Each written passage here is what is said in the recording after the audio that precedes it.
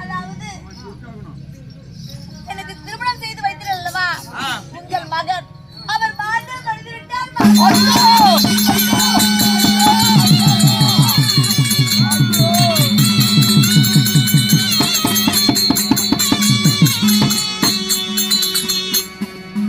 என் மகன் மாண்டு விட்டானா? என் மகன் மாட்டானா? சண்டாளி சதிகாரி அடப்பாய்.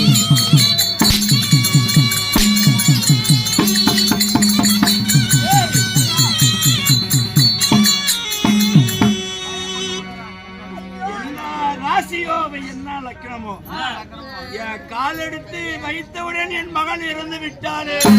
அடப்பாய்.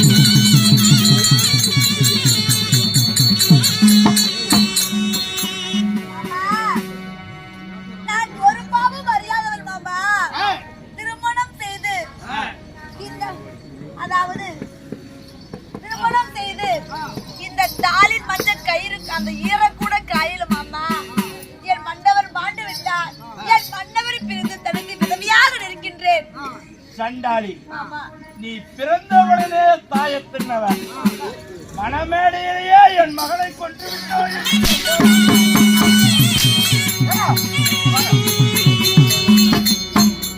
எவ்வளவு பெரிய திருட்டு புண்டையா இருப்பீங்க. போன செத்து போச்சு. அசாம போய் பொண்ணு கூட்டிட்டு வந்து தாலி கட்டினது இல்லாம புண்டை மூடிட்டு பண்ணலாமா நீயோ? உனக்கு கொடுக்கறதா என்ன புரளியா?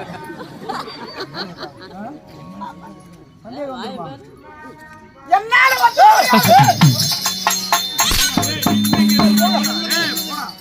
என்னமோ பண்ணுங்க. சண்டாளி சதிகாரி மாமா அதாவது எனக்கு மட்டும் ஆசையா மாமா மன்னவரை இழந்து இந்த மண்ணுலகில் வாழ வேண்டும் என்று என் வாழ்க்கை எப்படி பறிபோனதே மாமா. உன்னுடைய நேரம் அவனை கொண்டு பிடிச்சி அப்படியா? நான் மகன் இல்லாமல் நான் எப்படி வாழ்க்கை செய்வேன்?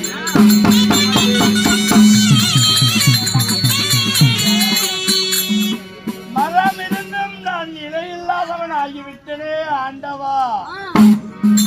சண்டாளி என் நாட்டிலே நீ இருக்கக்கூடாது. அதனால எங்கேயாவது ஓடி உயிர் பிழைத்துக்கொள். என் மகனை நான் தகனம் செய்து கொள்கிறேன். நிறுத்துங்கள் மாமா. அதாவது இதுவரைக்கும் அவர் உங்களுடைய மகனாக இருந்திருக்கலாம், உங்கள் பெத்த மகனாக இருந்திருக்கலாம். இனிமேல் வரைக்கு என்னை எப்ப தொட்டு தாலி கட்டினாரோ அப்பவே அவர் எங்க புருஷர், எங்க கணவர். அதனால அவரை தகனம் செய்வதற்கு நான் ஒருபோது மனமளிக்க மாட்டேன்.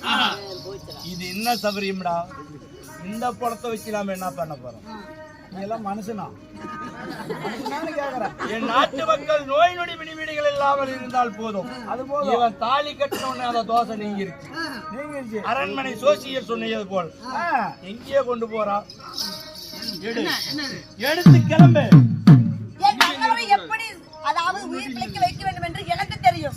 அதனால உன் மகன் மாண்டு விட்டான், அத்தோடு நீ கிளம்பு. என் மன்னவரை எப்படி பார்த்துக் கொள்ள வேண்டும் என்று எனக்கு தெரியும். இனிமேல் உனக்கும் என் மன்னவருக்கும் எந்த விதமான உறவு கிடையாது. நீ கிளம்பு. இவனை எடுத்துக்கிட்டு என் நாட்டுல இருந்து நீ வெளியில கிளம்பு. நான் கிளம்பிக்கிறேன்.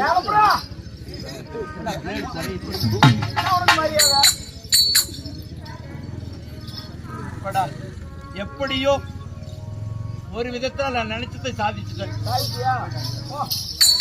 அண்ணா, என் மன்னவர் மாண்டுதான் விட்டார். ஆமா. அதாவது இது நாள் வரைக்கும் நான் பட்ட கஷ்டங்கள் போதும். அதனால இனிமேல் என்ன நடக்குது என்பது நான் இருந்து பார்க்க வேண்டும். என் மன்னவருக்கு துணையாக நான் இருப்பேன். ஒருபோதும் தகனம் செய்வதற்கு நான் விட மாட்டேன். அதனால என் மன்னவருக்கு துணையாக நான் இருக்கும் பொழுது ஏதோ சத்தமாகுதே.